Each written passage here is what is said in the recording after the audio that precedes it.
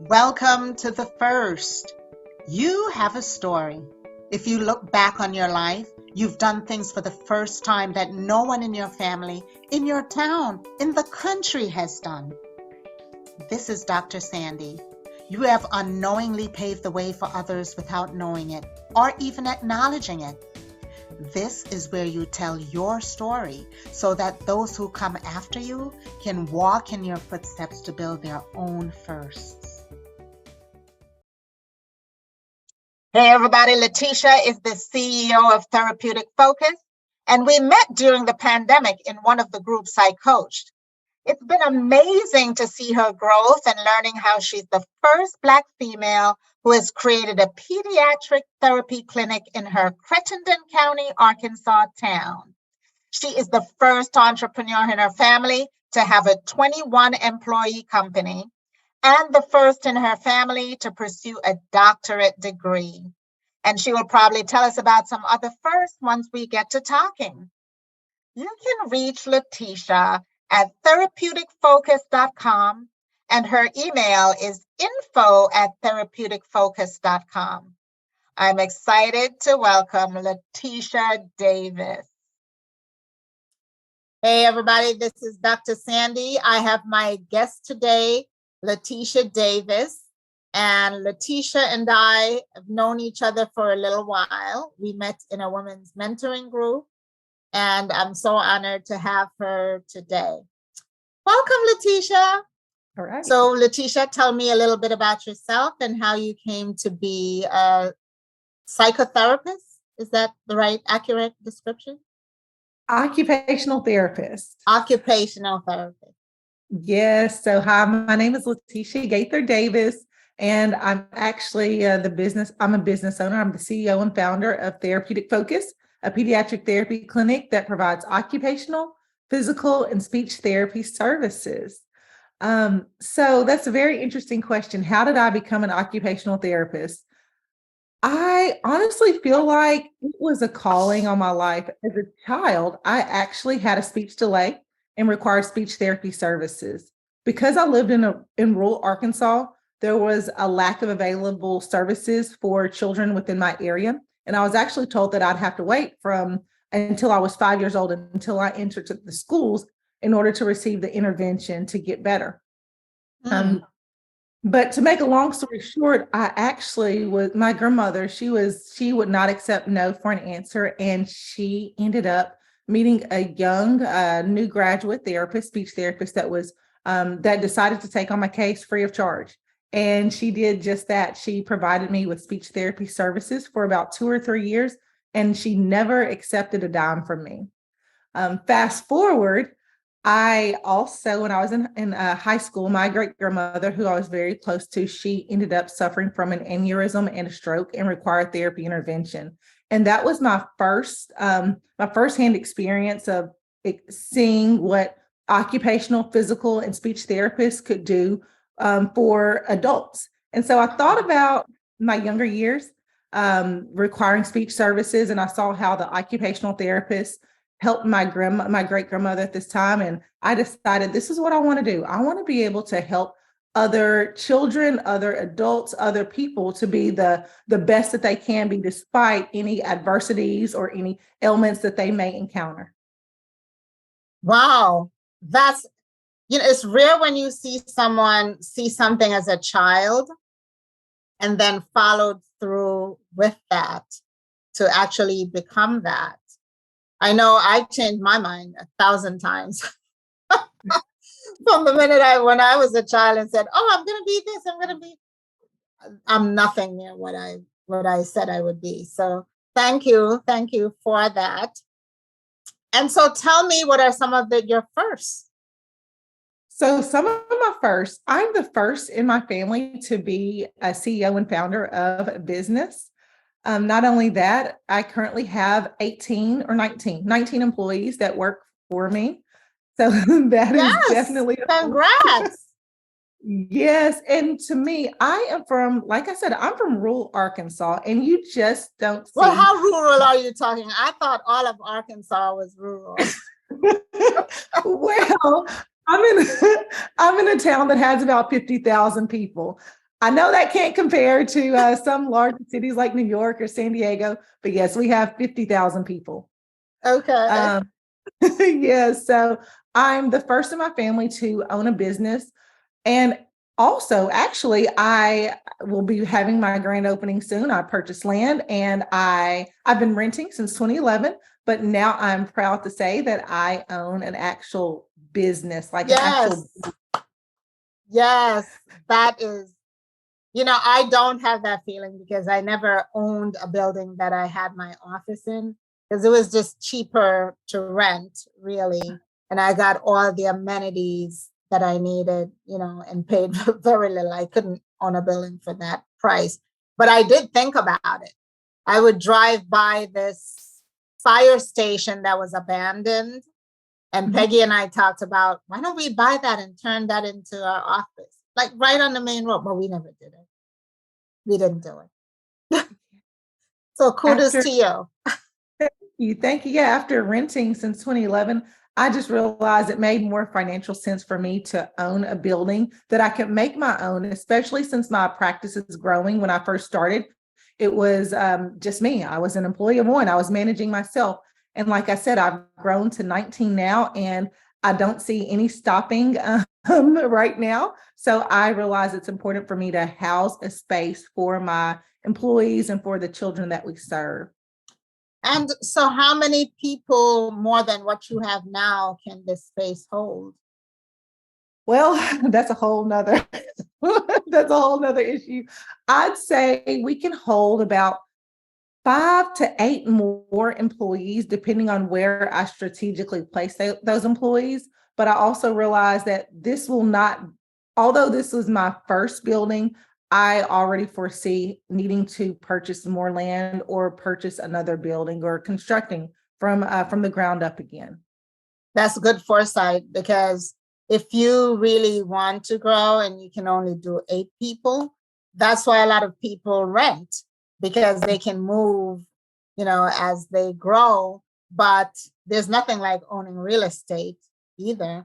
If you get too big, you might rent out your building and move to someplace else that can accommodate you, right? Yes, So yes, exactly. that's congratulations. That's a big deal to actually have a building, and especially for a Black woman in these days, kudos to you. I take Thank my hat off. Really, I do. thank Yeah. you. So when you saw that your grandmother needed speech therapy, so what were the steps you took after that So at that to time, realize your dream? so when my great grandmother had her stroke and aneurysm, I was roughly in the 10th grade. I was in the 10th grade. And so that's prime time to start determining what you want to be when you grow up. And so I actually, during that time, I got a chance to sit in on those therapy sessions, and I started asking questions to the speech therapist, the physical therapist, and the occupational therapist. And I started specifically asking them about their schooling. What was the educational track that they had to take? Right. And I'm going to be honest, I was torn between a physical therapist or an occupational therapist. I am not mathematically inclined. And when I heard that I was going to have to take calculus and trig and all these other math classes to be a physical therapist, I said, forget that. Occupational therapy it is. And so what is the difference? What is the big difference between a physical therapist and an occupational therapist? That's a great question. So the way I explain it is physical therapists, they are those that will help you walk. They're going to work on those balance skills for children, help you run, jump, crawl, but for adults, walking, running, things of that nature. But occupational therapists, we look at occupations. It's not about your job. It's what do you do on a day-to-day basis? I always joke and say, you just can't walk around all day in circles. You have to be able to be functional. You need to be able to put on your clothes. You've got to be able to put Yes. makeup, do your hair. If you're a child, you need to be able to write. You need to be able to play with your friends if you're a child. And those are the things that occupational therapists focus on. We focus on getting you functional, doing those day-to-day tasks that make you as independent as possible. And you specialize with children even further. How did you come to the pediatric portion? Well, as a child, my mom actually retired from St. Jude Children's Research Hospital, and she Oh, instilled in me as a child the importance of volunteering. So from the time I was 15, 16 till I was 25, 26 years old, I had, I'm saying I did not have a choice. I had to volunteer at St. Jude Hospital. My mom would eat, sleep, and drink St. Jude. We had the socks, the hat, the shoes, everything, I whatever love St. St. Jude. Jude, and I never even know where it was. I Yes, love St. Jude. even though I live in Arkansas, St. Jude is literally 15 minutes from where I live, from my building. So special place in my heart for St. Jude, but I had to volunteer with children, and that's really where I saw that there was a need for therapists and children. And it's one thing to see an adult that maybe has had a stroke or an aneurysm or a heart attack, them needing therapy, that's one thing. But when you see a child that's only lived their life for a few years and they're coming into the world with a deficit and they need help overcoming that deficit, I don't know, that just does something to you. And that's what brings me joy, to be able to provide that assistance to children. Yeah, and especially, speaking and those kind of motor skills are so critical at a young age. Because kids Yes. can be cruel too. Exactly. Yes. And I remember as a child, how I was teased and taunted because I could not articulate or effectively communicate with my peers or my family members. And I would just cry out of frustration because I knew what I was saying. It made sense to me, but it didn't make sense to anybody else. And I know how beneficial speech therapy services were for me. And I said, I want to be that same beacon of light to other children and help them overcome those deficits. How does that work? I don't want you to get into like deep medical specifics, but is it that when you hear something or you're trying to say something, that what you're hearing is not what you think you're saying? Like, how do you correct that kind of speech impediment?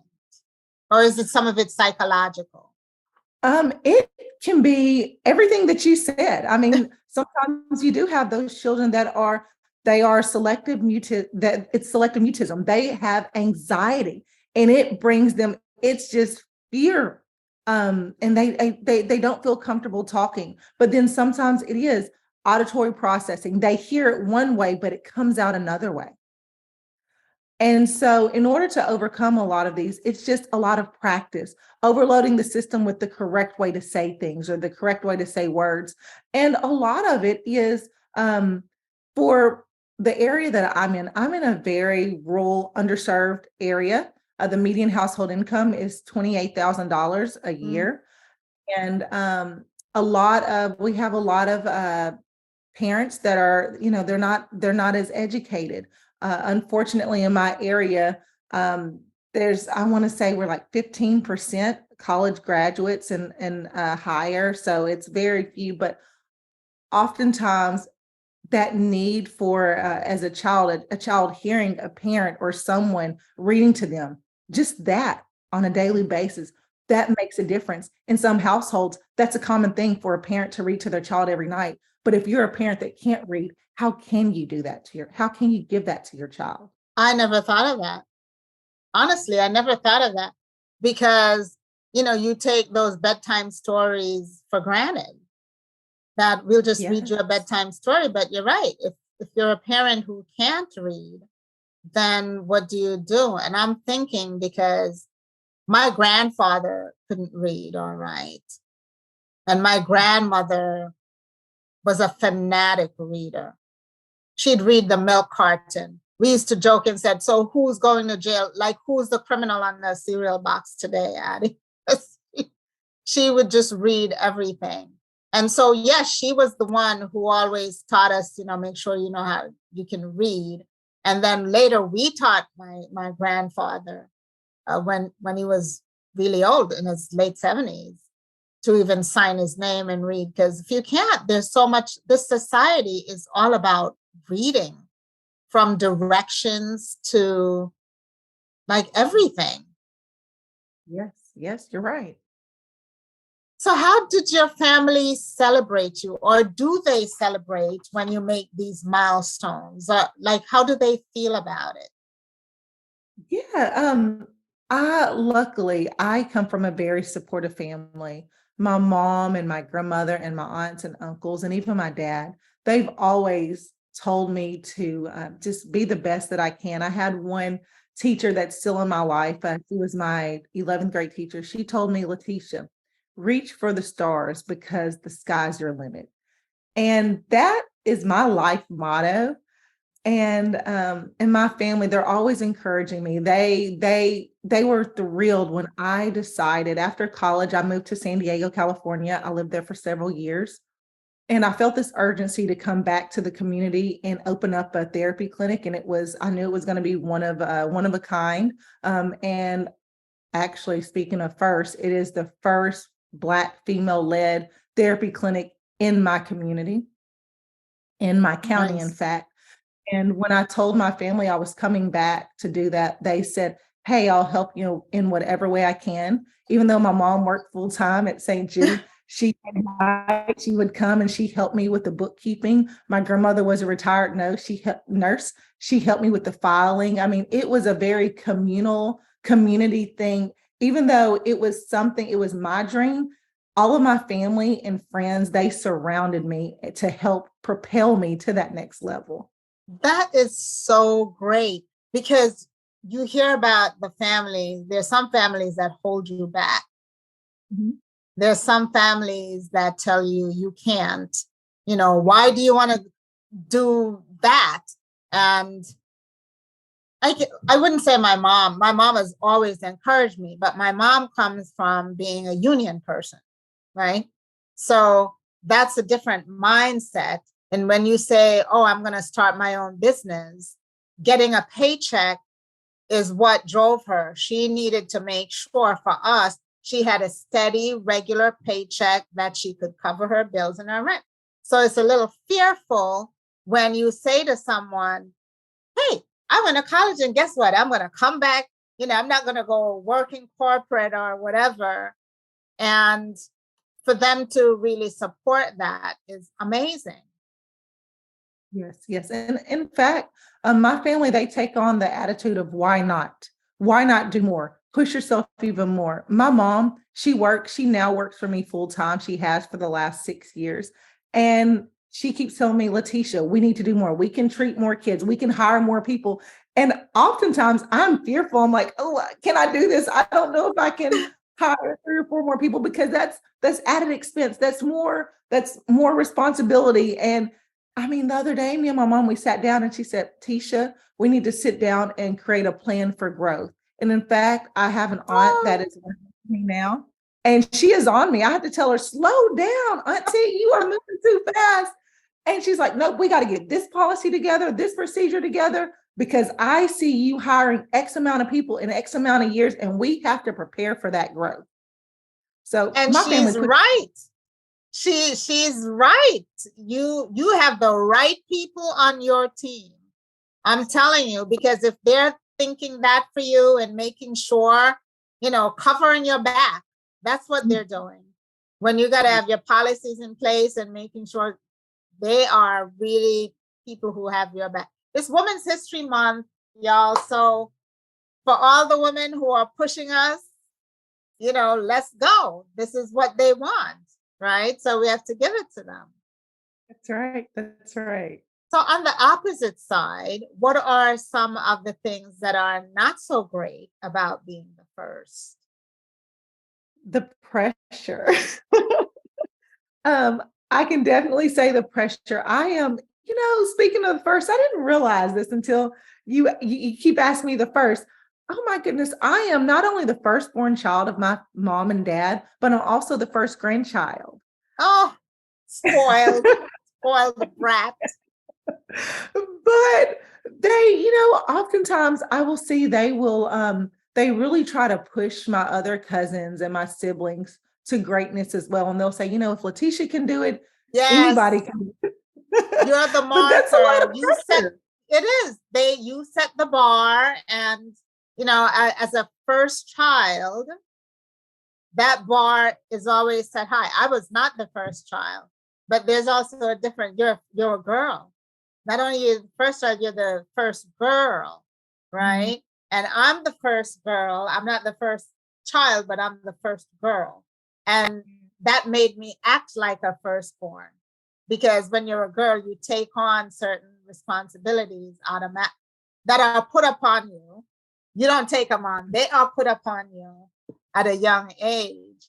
And so, yes, I understand about being the first for that and setting the bar. But you're setting a good bar. Yeah, you're setting a really great thing to follow. I'm trying. I am trying. And how do you give back now, LaTeasha? How do you give back to your community or to women, or what do you do with that? With all this knowledge that you now have of doing things? Well, I currently mentor about 7 or 8 other women entrepreneurs throughout the United States. So they're not just in the therapy field, but they are in different fields, healthcare fields primarily. And I am that sounding board. I'm pushing them. There's several I've pushed to become entrepreneurs, and they are very successful. So kudos to them. Yes. Not only do I do that within the community, but I also have 2 types of internship programs, volunteer programs within my organization. And so those children that are 9th through 12th grade, we take them in. They can either do the volunteer track or they're paid interns, because I believe in paying children, paying teenagers. And we introduce them to the occupational, physical, and speech therapy profession. But 2 years ago, we took it up a notch. I had a young lady who was 16, and she said, LaTeasha, I love the fact that you have this internship program, but would you consider a social media internship? I was like, why not? Let's do it. Yes. Yes. And I did that. And 2 years later, this young lady is about to go to college.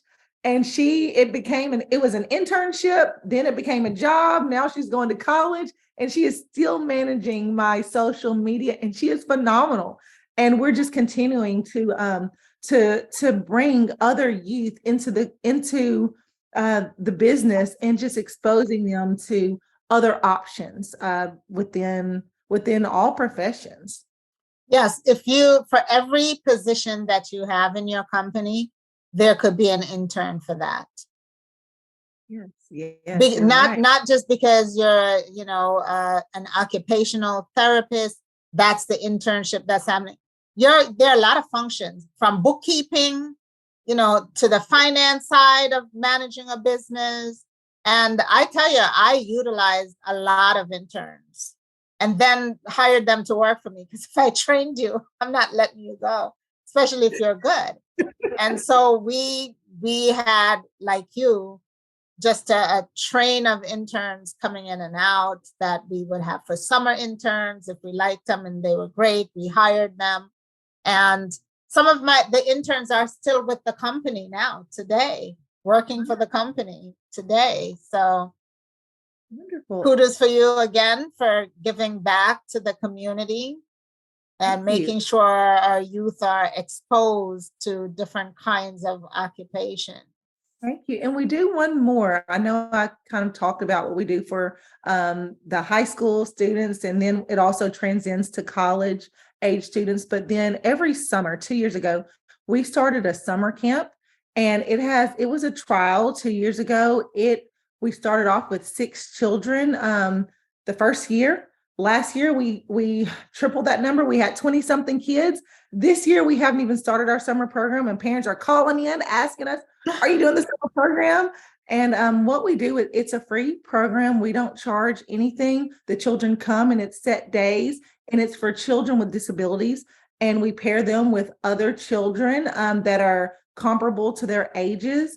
And we just hang out, have fun while doing therapy. They don't realize they're doing therapy, because to them, they're just having fun, but they're still learning these key skills. Yes. And it's important because a lot of these children are getting therapy in the school during the school time. But when school is out and there's summer, they're not getting anything. And so they lose all. Yes. And we want to make sure that they maintain those skills. So we do that during the summertime. We partner with a nonprofit organization, A Bit of Hope, and we go to a farm. We introduce them to farm animals. They go horseback riding. They get a chance to help grow plants and foods. And a lot of times children think that corn comes from Walmart, but they don't realize it is actually grown on a stalk. They do. We're in food deserts, especially the Black community in the cities. A lot of them, Detroit, Chicago, they have big food deserts where people they don't have a farmer's market for the kids to go see here. This is what an ear of corn looked like, right? They think it comes out of a can. Right. So that's another thing that we do for the community. And we love it. I love it. It's really important to me because this is a community that I'm from. And if I can help make others just improve and become as independent as possible, that's how the community is going to grow. That's how our community is going to do better. And ultimately, it's going to be best for the state of Arkansas as well. So now that you've inspired all these firsts and other people, what's going to be your next first? Well, my next first, I'm glad that you asked. I'm currently enrolled in school. I have one more year and I will have my educational doctorate in leadership, my educational degree. So I'll be the first in my family with the doctorate degree. Where are you going? I am going to school. It's Arkansas State University, and I am just loving it because it's in leadership. It specializes in leadership, and it just really goes along with my organization. I started originally, I was leading one person, myself. Now I'm leading 19 people, and I realized I need to learn how to better and more effectively manage others. So that's what I'm doing. When do you graduate? I will graduate summer of 2024, so next summer. Thank you. Listen, I might even fly out to see that. I love when people set a goal for themselves and work towards and reach that goal. So congratulations and everything. I know you'll do it. I'm not worried about you. Do you know what your dissertation is going to be on? Yes. So I'm actually looking at the educational benefits. Well, really, what's going on within the Crittenden County community relating to entrepreneurial and career and technical education courses. Are they being offered to all students, no matter their race? And I want to look at the difference between the accessibility with white students versus the accessibility with Black students, because I realize as an entrepreneur in a community that's 68% African American, we don't have a lot of African American business owners within the community. And I want to know what is going on with at the junior high and high school level. What is it that we need to do better at to ensure that all students have this access? That is such a lofty goal. And when I say lofty, I mean, it's something that is so needed in the school system. And I mentor and teach kids entrepreneurship in the school system. And I wish there was a national program, maybe I'm the one who should start it. That put together a curriculum for entrepreneurship within the school system. There are a couple of companies like Virtual Enterprises, which I do mentor with, that has a fantastic program. They do entrepreneurial contests around the world. And so they'll teach marketing. If they go into a school and their program is there, the kids can form teams like a business. So they might have a CEO, a VP, a finance person, a marketing person. And what they do is they team them up with real corporations. And so if I'm the CEO, I actually get time to sit with the CEO of a company to see the things they do. Wow. You sit with the financial person, the treasurer or the controller, to see what they do. And you have to mimic that in your business. And then they have a contest, like a worldwide contest at the end of the year, to get all these schools to compete against each other to see who the winner is. And I'm like, that's an amazing program, but still a lot of people don't know about it, right? Yes, that is. I would love to just have an embedded program in a school. I remember when the Dime Savings Bank was still around in New York. This is how old I am. And in my public school, they had, the dime would come over with a little passbook, because we didn't have digital stuff. You had your passbook. You could deposit, I think it was 10 cents minimum, into the bank. Mm-hmm. And our general organization, we call it, was in charge of that. So like I would be one of the bank managers, and the real bank manager would sit next to me and taught me the way that I should record the money in the bank book, make sure that's the same amount of money that they gave me that got deposited into the box that goes to the bank. And then she would count it afterwards to make sure. And so you learn different jobs. Yes. And you know what, Sandi? I always say, you cannot become what you cannot see. And it wasn't until my master's degree when I was first exposed to entrepreneurship. I had to go all the way through college. And that was my firsthand experience. But as I said, you can't become what you cannot see. And I feel that it's important that the youth is exposed to leadership and entrepreneurship at a young age. And women in general, we get exposed to entrepreneurship at an older age. And I see a lot of young girls now doing their own thing, which I just smile every time I see them, because, you know, they're taking their own lives in their hands, and they're young enough. So if they screw up, they can go get a job if they have to. Like, why not try now? And that's not what I grew up with. I grew up with go get a job to secure yourself. And it doesn't teach me about entrepreneurship. But I did have entrepreneurs in my family. My grandparents, you know, ran their own stuff. And my grandmother always said, you got to be able to use your hands. You'll never be out of money if you can use your hands to do something. And as a kid, I'd go, so what if I lose my hands? That's a little kid in me, right? But yeah, I was encouraged, and I'm so thankful that you're encouraging other kids and blessing them with your knowledge, because that's what you're doing. You're handing it down and giving it back. So it's a legacy in a sense. So thank you, LaTeasha. I think we've covered all our bases. All right. Well, thank you for having me, Sandi. Maybe I have to have you back when you become that first doctor. Yes. So I appreciate it. And I will say thank you to everybody. This has been the first podcast with Dr. Sandi.